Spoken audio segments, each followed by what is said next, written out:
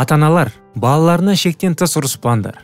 Керісінше, ақылмен жөн сілтеп, емізбен жүргендерге лайықты тәрбиелеңдер. Армысыздар, ассалаумағалейкум, құрметті достар, құрметті тыңдарман. Бақты жүрек бағдарламасына қош келдіңіздер. Күйеу мен әкесі отбасының басшысы. Сол емес пе? Бұмен әр әке келіседі деп ойлаймын, және де әр әйел, ана бұмен келіседі деп ойлаймын. Бірақ кей кезде отбасыда бұндай жағдайда қатты бір қиындықтар тап болады. Әкелер кей кезде өздерінің ондай отбасының басшы ретінде сезініп, бір патша ретінде сезініп, басқаларды құлдай көреді. Бірақ оны өзі байқамағанмен басқалардың көзқарасымен ол байқалады. Балалардың қатты ұрып, үйдегі бір жалғыз бір үйдің иесі ретінде қатты сөйлеп, көптеген қиындықтарға тудырады. Өздерінің әйелдерін өкінішке орай өздері соны мүмкін байқамайды. Бірақ өкпелетеді, және де өздерінен алыстатады, сезімдерін жоғалтады. Әйелі негізінде одан сүйіспеншілік, жанашырлық, бала тәрбиесінде көмек күтеді. Әр әйел күйеуінен үйдің басшысы ретінде және де айта кеткен нәрселерді күтеді күйеуінен.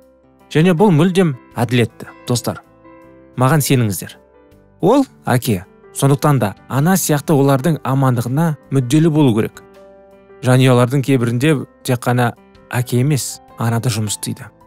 Бала-шағаның қамын ойлап, көптеген жетістікке жету үшін.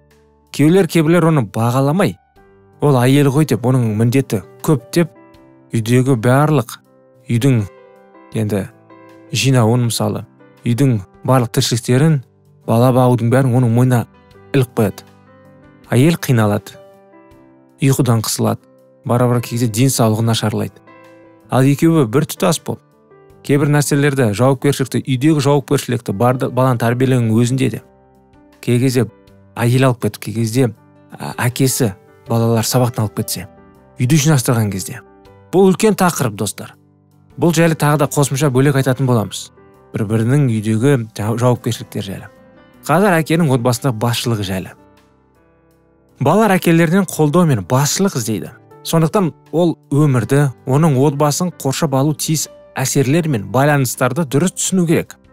Бірақ бәрінен бірін ол сүйіспеншілікті, Құдайдың алдында қорқуды, Құдайды қастерлеп, Құдайға сенуді және оны зерттеуді, оның сөзін талдап, басшылық қалу керек.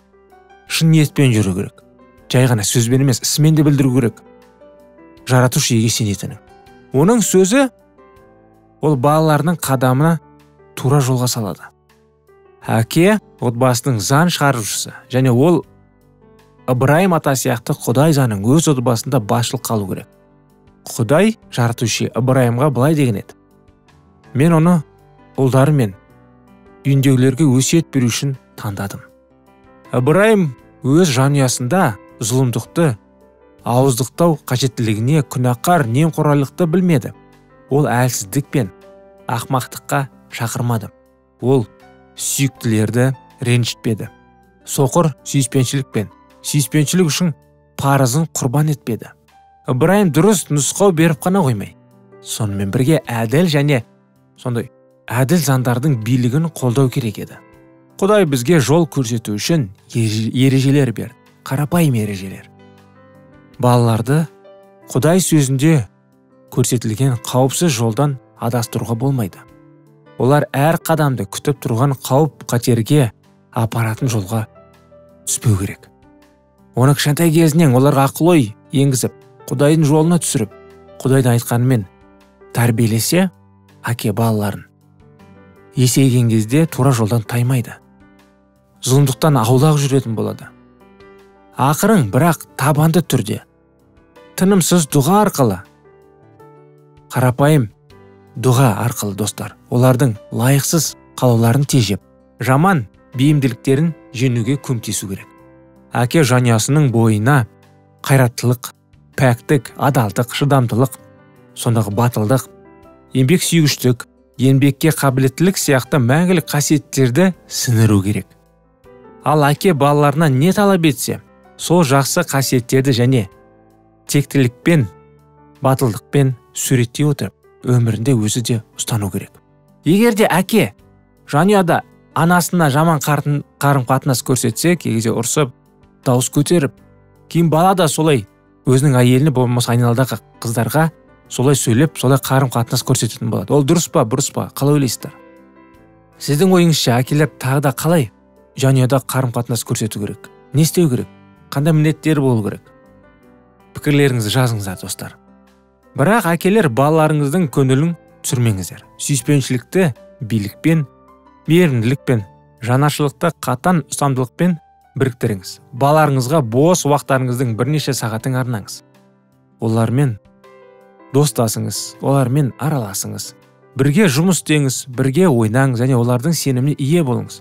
Қарапайым кешке бірге жанында, ұйқының алдында жатып, бір кішкене әңгімелесіп, қарапайым бір оқиғалар, бірақ мысал ретінде одан үлгі алатындай тақырыптарды оқып берсеңіз. Және де ақыр аяғында осы өткен күн үшін, және де ертеңгі күн үшін жаратушы Құдайға дұға етсеңіз, қандай керемет. Олармен әсіресе ұлдарыңызбен достық қарым-қатынаста болыңыз, әкелер. Сонда оларға күшті жақсы әсер етесіз. Бір мағынада әке отбасының енді діни қызметкері. Отбасылық құрбандық үстелінде таңертең және кешке құрбандық шалады. Ал әйел мен балалары онымен бірге дұға етіп, мадақтау әнін қосылсын дейді. Бұл қарапайым осындай сөздер, достар. Неліктен әкелер жанұяның қызметкері болып есептеледі? Діни қызметкері. Өйткені ертеде жанұяда Құдай жайлы, тура жол жайлы, ниет жайлы, таза жүрек жайлы әкелер отбасыда жиі айтатын. Сондықтан діни қызметкер болып есептеледі. Әрине, діни қызметкер ол имам, жаңағы Құдайдың сөзін жеткізетін адамдар ол, арнайы оқытылған. Олар бүкіл халыққа хабар жеткізеді. Ал әкелер үйдің ішіндегі қарым-қатынасты бір қалыпты, жақсы қалыптастап, жанұяның жетелеп, Құдайдан күш-қуат сұрап, көптеген жетістіктерге жететіндей болу керек әке. Міне осындай кеңестер бүгін. Егер де біздің подкаст сіздерге ұнаса, бұл тақырыппен достарыңызбен бөлісіңіздер. Әйелдер, ерлер. Өйткені әке жайлы тағы көптеген анықтаманы айтуға болады. Бірақ уақытымыз шамалы болғасын, достар, сіздермен қоштасатын уақыт келді. Бізге тіркелмеген болсаңыздар, тіркеліп қойыңыздар. Және де лайк басуды ұмытпаңыздар. Сұрақтарыңыз болса, біздің WhatsApp нөміріміз бар, бейнежазбаның бетінде астында сілтемеміз бар, соған өтіп сұрақтарыңызды қойсаңыздар болады. Келесі тақырыптарды өткізіп алмаңыздар, келесі жолға дейін сау саламатты болыңыздар. Құдай жаратушы Алла Тағала сіздерге жар болсын.